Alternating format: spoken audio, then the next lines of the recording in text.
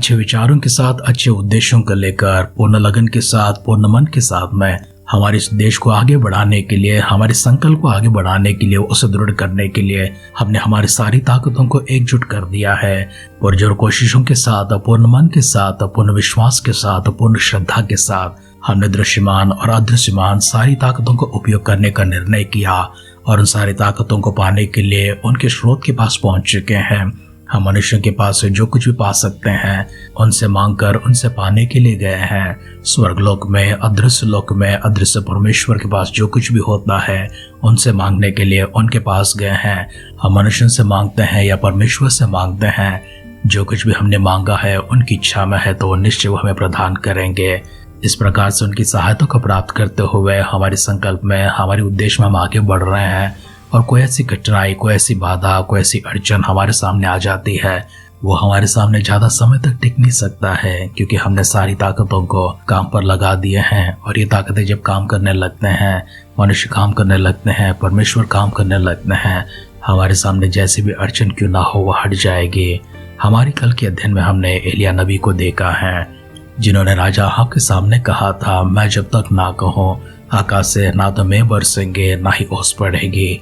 ये सृष्टि एलिया के वचन को किस प्रकार से सुनते हैं और परमेश्वर किस प्रकार से एलिया की बातों को सहमति देते हैं, वहां पर हमारे ध्यान को लेकर जाएंगे। राजा अहाब से ये बात कहने के बाद अकाल जब पड़ चुकी थी, उस अकाल के दौरान थोड़े समय परमेश्वर ने कौवों के साथ में भोजन भिजवा दिया था। नाले के पास रहते हुए पानी पीने लगा था। खरीद का वो नाला जो यर्दन के सामने थी, वो जब सूख गई थी, तब परमेश्वर ने एलिया से कहा, सीदोन के सारपत में जाकर एक विधवा के घर पर रहे, मैंने उसे तेरे खिलाने के लिए आदेश दिया है। एलिया इसी प्रकार से वहां पर जाता है। उसके घर पर जाते ही थोड़ा सा जो मैदा था और थोड़ा सा जो तेल था वो कभी खत्म ना हुआ, क्योंकि परमेश्वर के वचन के अनुसार वैसा ही हुआ जिस तरह से एलिया ने विश्वास किया था और उस विधवा ने भी विश्वास किया था। वे काफी दिनों तक उसी प्रकार से खाते पीते रहे हैं। बरसात अभी तक नहीं हुई है। एलिया किस प्रकार से आगे बढ़ते हैं, मैं से क्या कहते हैं, राजा से क्या कहते हैं। हमारे ध्यान को आगे बढ़ाने से पहले आइए हम सब अपने आप को परमेश्वर के हाथों में समर्पण करते हुए, हमारी जुबान की शब्द परमेश्वर से प्रकार से सुनते हुए, इसका आदर करने के लिए, इसका सम्मान करने के लिए, हम सबों को परमेश्वर ऐसे विश्वास में चलाने के लिए अपने सिरों को झुकाएंगे, आंखों को बंद करेंगे, छोटी सी प्रार्थना करेंगे। सर्वशक्तिमान पिता परमेश्वर, आप हर मन के साथ में आपके दिव्य सानिध्य में आते हैं। हमारे बीच में परमेश्वर आपने जो कुछ भी किया उसके लिए धन्यवाद करते हैं। हमारे भीतर परमेश्वर जो कुछ भी आप कर रहे हैं उसके लिए आपका धन्यवाद करते हैं। विश्वास का मन परमेश्वर में प्रदान कर दीजिए, शुद्ध मन हमें प्रदान कर दीजिए, पवित्र जीवन हमें प्रदान करने के लिए दुआ करते हैं। आपकी राहों पर चलते हुए आपके संतान होकर प्रभु स्थिर खड़े होने के लिए, आपकी राहों पर चलते हुए आपके संतान बनकर प्रभु जी स्थिर खड़े होने के लिए हमें मदद कीजिए। वचनों के माध्यम से हमसे बातें कीजिए, सारी महिमा आदर सम्मान आप प्राप्त कीजिए। दुआओं को सुनकर परमेश्वर देवतरों के लिए धन्यवाद करते हुए हमारे उद्धारकर्ता हमारे प्रभु यीशु मसीह के नाम से इस प्रार्थना को मांगते हैं, सुन और कबूल कर पिता। आमेन, आमेन, आमेन। आध्यात्मिक जीवन की दैनिक खुराक सुन रहे हमारे सारे प्रिय श्रोताओं को, परमेश्वर के प्रिय भक्तगणों को प्रभु यीशु मसीह के नाम में प्यार भरा जय मसीह की सुप्रभातम और सुबोधन कहते हुए हम सबका मनपसंद ध्यान केंद्र आध्यात्मिक जीवन की दैनिक खुराक में और इस नए दिन में आप सबका स्वागत करते हैं। हमारे दिन राजाओं का पहला ग्रंथ 18वां अध्याय में चल रहे हैं। आइए उसका पहला वचन से पढ़ते हुए हमारे ध्यान को आगे बढ़ाएंगे। बहुत दिनों के बाद तीसरे वर्ष में यहोवा का यह वचन एलिया के पास पहुंचा कि जाकर अपने आप को अहाब को दिखा और मैं भूमि पर मैं बरसा दूंगा। तब एलिया अपने आप को अहाब को दिखाने को गया। उस समय शोम्रोन में अकाल भारी था, इसलिए अहाब ने अबोदिया को, जो उसके घराने का दीवान था, बुलवाया। अबोदिया तो यहोवा का भय यहाँ तक मानता था कि जब इज़राइल यहोवा के नबियों को नाश करते थे, तब अबोदिया ने 100 नबियों को लेकर 50-50 करके गुफाओं में छिपा रखा और अन्न जल देकर उनका पालन पोषण करता रहा। और अहाब ने अबोदिया से कहा कि देश में जल के सब स्रोतों और सब नदियों के पास जा, कदाचित इतनी घास मिले कि हम और घोड़े और खच्चरों को जीवित बचा सके और हमारे सब पशु ना मर जाए। और उन्हें आपस में देश बांटा कि उसमें होकर चले, एक और अहाब और दूसरी ओर अबोदिया चला। अबोदिया मार्ग में था कि एलिया उसको मिला। उसने उसे पहचान कर मुंह के बल गिरा और कहा, हे मेरे प्रभु एलिया, क्या तू है? उसने कहा, हाँ मैं ही हूँ। जाकर अपने स्वामी से कहा कि एलिया मिला है। उसने कहा, मैंने ऐसा क्या पाप किया कि तू मुझे मरवा डालने के लिए अहाब के हाथ करना चाहता है? तेरे परमेश्वर यहोवा की जीवन की शपथ, कोई ऐसी जाति व राज्य नहीं जिसे मेरे स्वामी ने तुझे ढूंढने के लिए ना भेजा हो। और जब उन लोगों ने कहा कि वह यहाँ नहीं है, तब उसने उस राज्य व जाति को इसकी शपथ खिलाई कि एलिया नहीं मिला। और अब तो कहता है कि जाकर अपने स्वामी से कहा कि एलिया मिला। फिर जो ही मैं तेरे पास से चला जाऊंगा, त्यों ही यहोवा का आत्मा तुझे न जाने कहाँ उठा ले जाएगा। सो जब मैं जाकर आहब को बताऊंगा और तू उससे ना मिलेगा, तब वह मुझे मार डालेगा। परंतु मैं तेरे दास अपने लड़कपन से यहोवा का भय मानता आया हूँ। क्या मेरे प्रभु को यह नहीं बताया गया कि जब इज़बेल यहोवा के नबियों को घात करती थी, तब मैंने क्या किया कि यहोवा के नबियों में से 100 लेकर 50-50 करके गुफाओं में छिपा रखा और उन्हें अन्न जल देकर पालता रहा। फिर अब तो कहता है, जाकर अपने स्वामी से कहा कि एलिया मिला है, तब वह मुझे घात करेगा। एलिया ने कहा, सेनाओं के यहोवा जिसके सामने मैं रहता हूँ, उसके जीवन की शपथ, आज मैं अपने आप को उससे दिखाऊंगा। तब ओबद्याह अहाब से मिलने गया और उसको बता दिया। सो अहाब एलिया से मिलने चला। राजाओं का पहला ग्रंथ 18 अध्याय का पहला वचन से लेकर 16 वचन तक हमने पढ़कर सुना है। हमारे इस अध्ययन में हम कुछ बातों की इस तरह से देखेंगे।